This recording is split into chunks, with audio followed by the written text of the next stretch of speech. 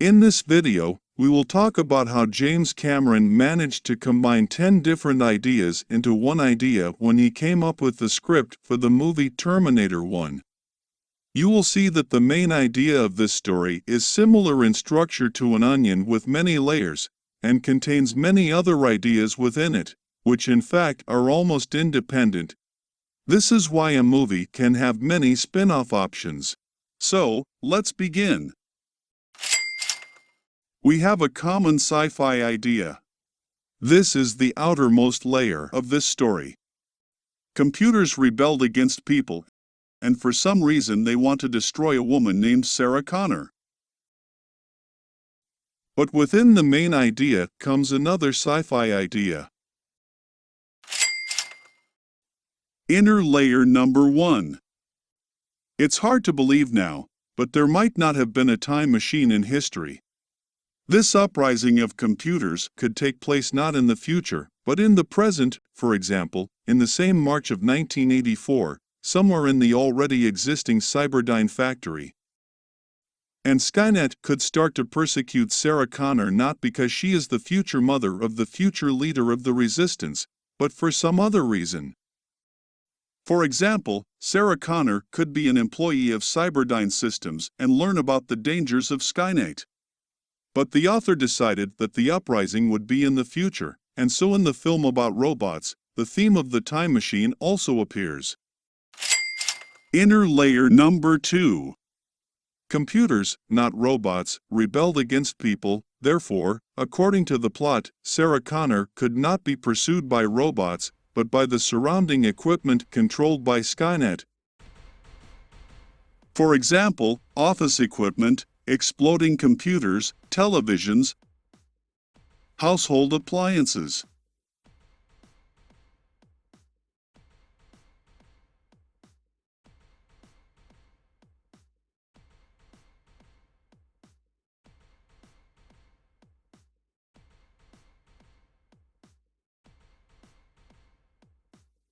Or, for example, an enraged elevator.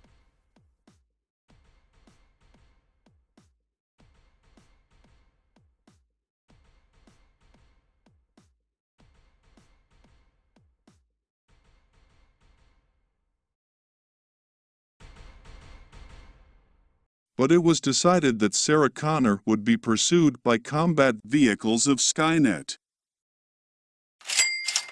Layer 3. Skynet could send any machine from the Terminator universe, such as flying hunters or tanks,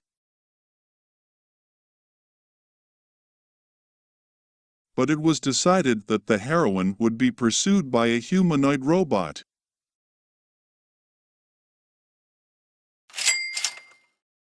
Four.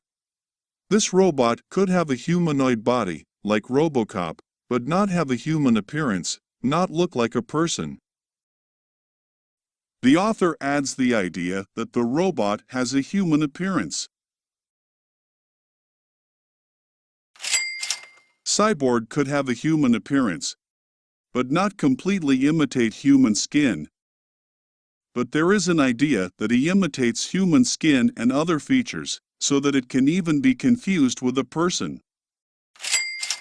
The Terminator could have rubber skin and be completely indistinguishable from a human like Bishop from Aliens, but Cameron comes up with an additional idea within the idea that the Terminator has real human skin that is supplied with blood.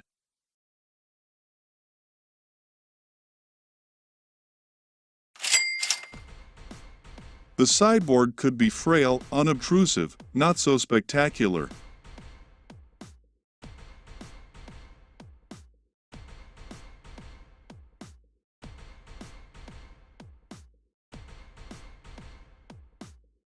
But the author made him a bodybuilder. The Terminator could take away clothes from anyone, even from the state employee.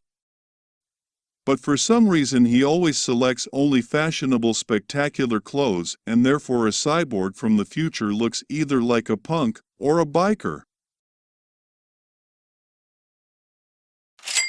The Terminator could immediately find Sarah Connor and kill her, but it was invented so that he does not know her data, and kills all Sarah Connor in turn.